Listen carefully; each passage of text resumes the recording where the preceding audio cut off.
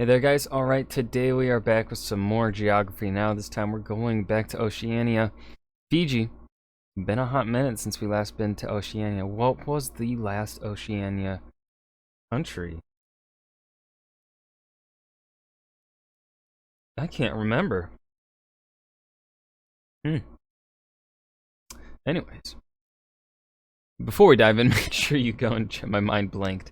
Before we dive in, make sure you go and check out the links in the description box below. I would love it if you joined the Discord and followed me over at Twitch. Now that all that's out of the way, let's go ahead and dive right in. Guys, it has been almost 2 years since we last filmed the country in Oceania. Do you have any idea how long that playlist has been alone and frightened without any friends to console them? What country is that? I don't know. Finally, today, we break history in Australia. Say hi to your new friend, Fucking, oh my god. Australia. Fucking duh. Wow. Damn. Fiji! Oh, can't you, like, give me maybe New Zealand or something? Like, I'm doing the videos alphabetically, you just friggin' figure out a way to get along until Kiribati comes up!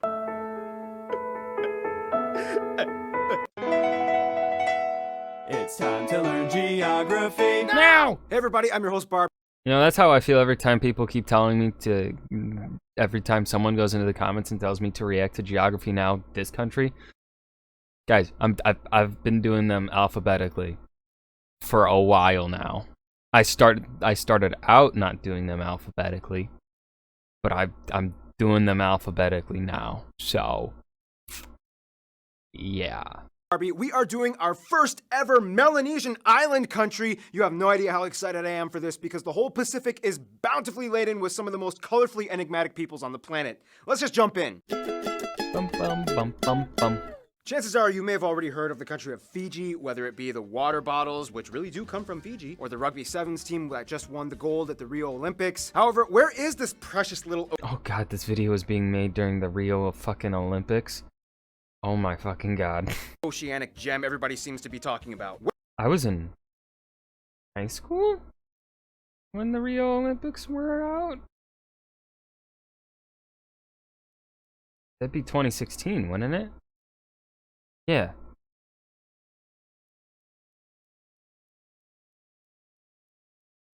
Yes.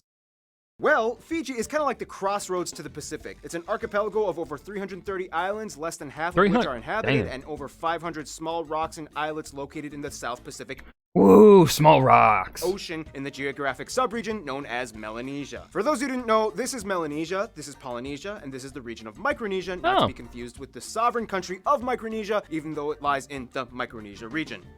The nearest neighbors are Vanuatu to the west, Tonga to the east, and the barely visible nation of Tuvalu to the north due to the fact that you can literally traverse the entire width of some parts of the country within less than a minute by foot. The two largest and heavily populated of the islands are Viti Levu and Vanua Levu, the capital of which lying on Viti Levu Suva. The country is divided into 4 divisions, 2 of which lie on Viti Levu alone, which then are divided into 14 island cluster provinces. Speaking of which, in the northern division, the island of Taveuni actually lies right on the international date line on the anti-meridian at 180 degrees longitude. To avoid the hassle of having to administer a portion of the country that would be perpetually located in the past, Fiji just made the entire country follow the UTC plus 12 time zone. Yeah, just wait till we get to Kiribati. They kind of went overboard with that concept. In addition to their main islands, the furthest inhabited island, Rotuma, is located 220 nautical miles north of the rest of Fiji. However, at over 440 kilometers away from the main islands, Conway Reef is the furthest territorial island that lies within Fiji. The island is just a shallow sandbar only inhabited by birds and apparently has great diving spots, but is very dangerous to approach outside of high tide because it has like sharp, jagged coral heads that can easily puncture a ship's hull. There are about 30 inner island airports and airstrips, only 2 of which are international airports, Nandi and Nausori. If you fly here, you will most likely arrive in Nandi, the northern west side of the Viti Levu island. Although the capital and largest city, Suva, is located on the complete opposite side of the island, which is close to the Nausori airport, just across the Rewa River. Oh, and there's an island named Kia that sits right at the middle of the shallow sandbars on the north side of Vanua Levi that looks like an obese kangaroo.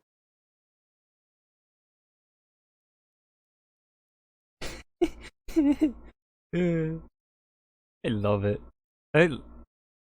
Speaking of kangaroos, there are none on this island, but there are other animals. A transition. Smooth? Maybe? One of the reasons why Fiji is so world-renowned is because of how the islands look. amazing. But it's interesting to see what kind of amazing it holds. First of all, if you look at the satellite map, you'll notice that the islands of Fiji are kind of oddly shaped in a spiral pattern, somewhat resembling a spiral galaxy or a Fibonacci sequence. This is because Fiji Ew.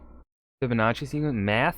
Ew. is located right at the very end of the It does kind of look like a hurricane, kind of too. New Hebrides Trench, which, unlike most trenches, makes a strange upward twisty curve that in return erupts into a molten lava plot that gave birth to Fiji. To this day, the only islands with volcanic activity are Vanua Levu and Taveuni. Chances are you will come across the national drink kava, which is made of this powdered root of the yagona plant, which supposedly makes your tongue go numb and then it kind of gives you like a relaxing feeling. Dishes usually include staples such as one of the 70 different types of taro. 70 types of taro? That's what I got from my research. Yep. Kumala, or sweet potato, breadfruit, taro leaves, and bele, one of the most nutritious vegetables in Oceania. However, if you have time, see if you can treat yourself to the traditional Lovo-style meal cooked underground with marinated meats wrapped in taro leaves. The country is teeming with That actually does sound good. wildlife, many species of which are endemic, like the 4 different types of bats, several birds, and fish. The country doesn't have an official national animal, but some will tell you that the Fijian iguana, or banded iguana, is very unique and iconic to the country. The islands near the center of the spiral are mostly mountainous, with the highest peak, Mount Tomanivi, formerly called Mount Victoria, at around 1,300 meters high, located on Viti Levu. Only 5 of the islands are big enough to have consistent rivers: Viti Levu, Vanua, Taveuni, Ovalau, and Gao. The longest ones being the Rewa and the Sigatoka rivers, both located on Viti Levu. Otherwise, all other small islands rely on either small reservoirs or rainwater to assist in freshwater needs. The Mamanuca Island chain is literally nicknamed the Honeymoon Islands, with its picturesque beaches and palm trees, also the site where the movie Castaway was filmed. Vanua Levu is kind of like the agriculture island covered in sugarcane and coconut plantations. Flower-laden and highly jungle-concentrated Taveuni is a great getaway from the rest of the islands with black sand beaches. If you really want adventure though, see if you can make it all the way to the rarely visited Eastern Division islands like Lau and Moala, otherwise known as Fiji's last frontier. Or, you know, you could kind of fly to Rotuma and feel like you're in Polynesia, which it kind of technically is in Polynesia. Okay, transition!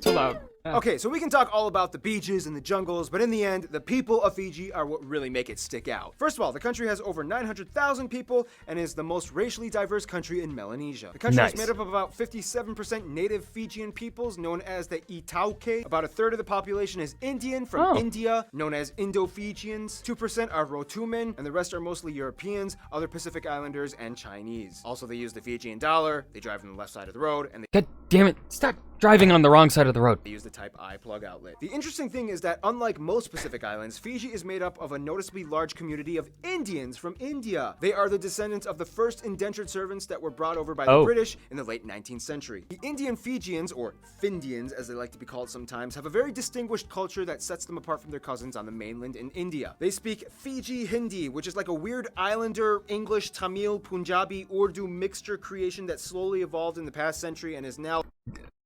Hold on. A language slowly evolved in the last century? That's fucking fast, I feel like, for a language to evolve. Right? They developed their own, like, kind of slang language within... I mean, I guess slang language evolves much faster than an actual language itself, so I guess it's not really all that strange. But I don't know, it still sounds fucking crazy fast.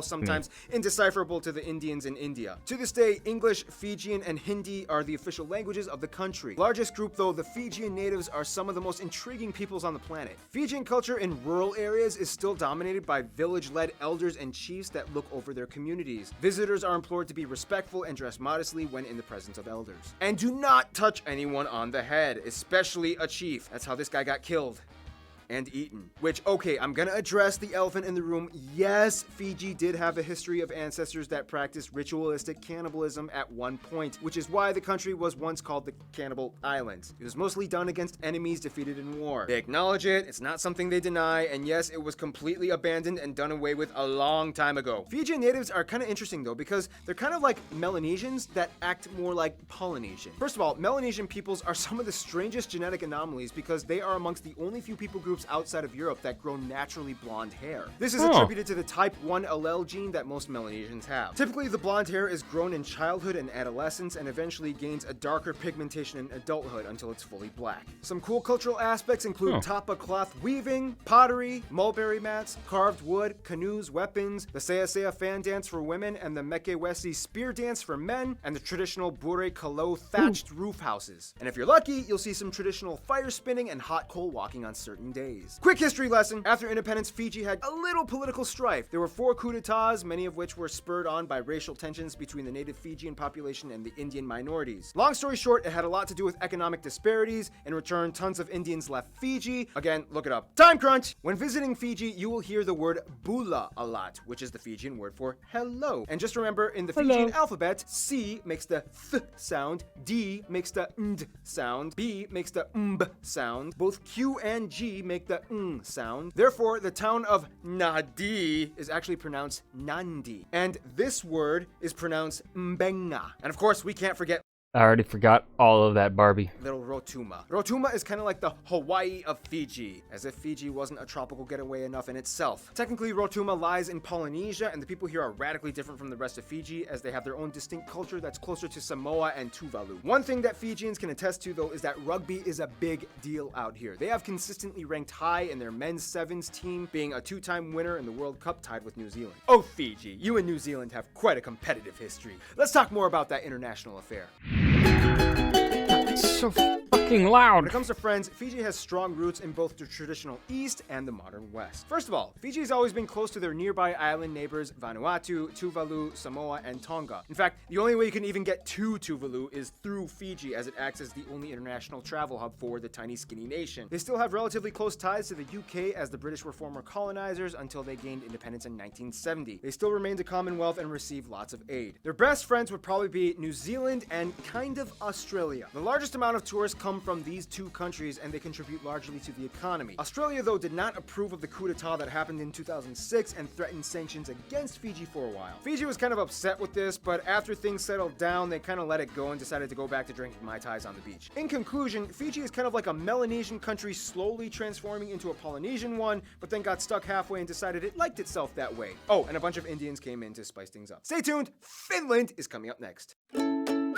Okay. I forget, man, there are a lot of like kind of, I forget what I was saying. Anyways, my train of thought, there was something and then I completely just blanked. Anyways, that was Geography Now Fiji. This was a pretty decent episode. I thought, I was digging it for the first half, but I don't know, then something stopped digging it in this last half of the video. I don't know. Kinda, the flow wasn't there as it was in the first half, I feel like. But yeah, I hope you guys enjoyed. Remember to hit that like button and subscribe for more, and I will see you guys in the next video. Peace.